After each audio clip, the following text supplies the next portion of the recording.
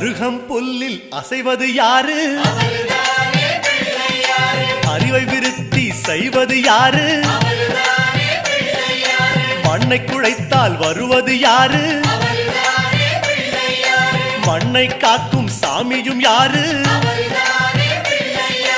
வெள்ளையருக்கில் உள்ளது யாரு? வெற்றி கொடுக்கும் நாயகன் யாரு? முன்னே வந்த சாமியும் யாரு? அவரும் வாழ்வது எங்கே கூறு?